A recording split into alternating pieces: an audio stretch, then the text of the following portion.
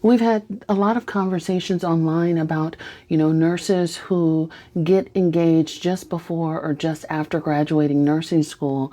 But there's another phenomenon that seems to happen around just before or just after graduating professional school, and that is changing sexual orientation. Hi, my name is Dr. Natalie Jones, and one of the things that I personally have observed in going to professional schools, I've gone to three different graduate programs now, and one of the things that I have noticed, in particular, I've noticed this phenomenon with women, and that a lot of women who, I went to school with, they may start off as being lesbians and, lesbians that protest about LGBTQIA rights, all of those sorts of things.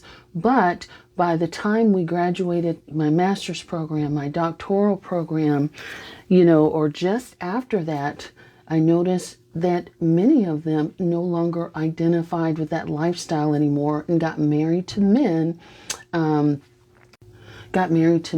had children.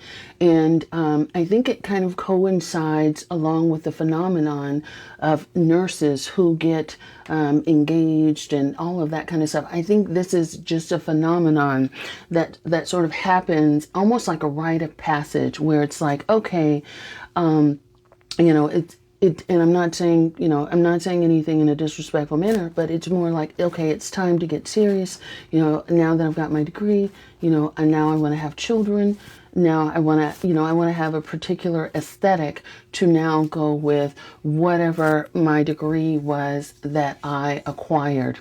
And not to say that you can't do that in being in a lesbian relationship, because you sure can, but I think it has more to do with both societal pressure, parental pressure, and also wanting to have children. I think plays a huge part into it, where it's like, okay, I'm going to go this route to have a nuclear family, and it kind of goes along with my professional degree.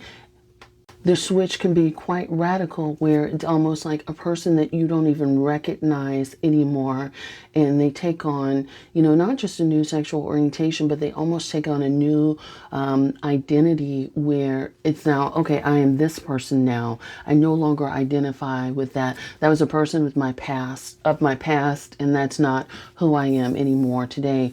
And might I say, it's much easier for women to become much more fluid with their sexual orientation than it is for men. But I have noticed this phenomenon more with women than I have with men.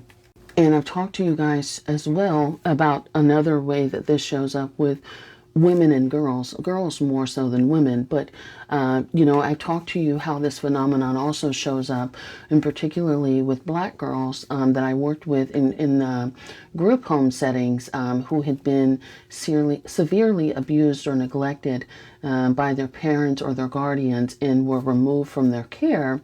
And, in the family reunification process, parents can come and visit their daughters, or take their daughters for their children for a weekend. And one of the things I noticed about girls who identified as lesbian, even, adolescent girls, is they would completely redo their identity to go and spend the weekend with their parents. In other words, if they identified as studs, they became much more of a feminine, heterosexual presenting woman before they would go back home to their abusive parents. And it's I recognize that is a survival mechanism, and a way of becoming more appeasing to their parents and their parents' expectations of them, despite their parents being abusive, by the way. And it could certainly be a survival mechanism to prevent more abuse in that respect. But this and women that I've noticed and that I've have been my colleagues in grad school, it can also be a survival mechanism, but however, in a different way. It's more like, okay, I now want to have a certain life, and my parents, may have certain expectations of me. People have certain expectations of me, and I want certain things.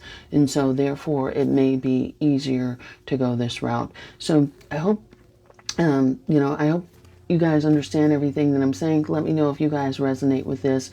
I know these kind of topics can be, touchy with some folks, so it's not meant to offend, but merely discuss a phenomenon that I have witnessed several times over in the course of my professional and personal career. Thank you so much.